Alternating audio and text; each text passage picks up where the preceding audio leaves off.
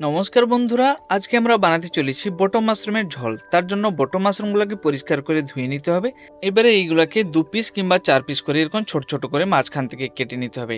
এবারে পরিমাণ অনুযায়ী আদা, রসুন, কাজু বাদামকে আমরা হালকা একটু জল দিয়ে পিষে নেব।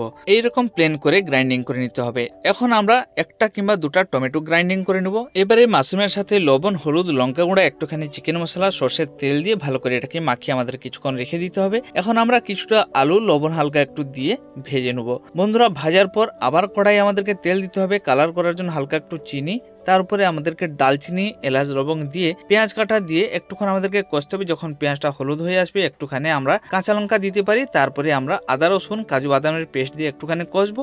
আদা রসুনের গন্ধটা চলে যাওয়ার পর টমেটো পেস্টটাকে দিয়ে আমরা কিছুক্ষণ কষবো। যখন দেখবেন মশলাটা এরকম শুকনো হয়ে যাবে তখন লঙ্কা গুঁড়া, হলুদ গুঁড়া, লবণ, একটুখানি আমরা তাতে জিরা পাউডার দিয়ে হালকা একটু জল দিয়ে এটাকে আবার কষবো। তারপরে আমরা এতে আলু আর মাশরুমটাকে দিয়ে ভালো করে একটু কষিয়ে নেবো। কষিয়ে নেবার পর যখন মশলাটা অনেকটা গাঢ় হয়ে যাবে হালকা একটু আমরা গরম মশলা দিয়ে একটুখানি জল দিয়ে এটাকে 10 থেকে 15 মিনিট যদি আমরা হালকা মিডিয়াম আঁচে আমরা গরম করি তাহলে তরকারিটা আমাদের সুন্দরভাবে তৈরি হয়ে যাবে। এখন দেখুন কত সুন্দর তৈরি হয়ে গেছে, বাসনাটাও খুব সুন্দর আসছে। এইরকম বানালে কিন্তু অসাধারণ লাগে খেতে।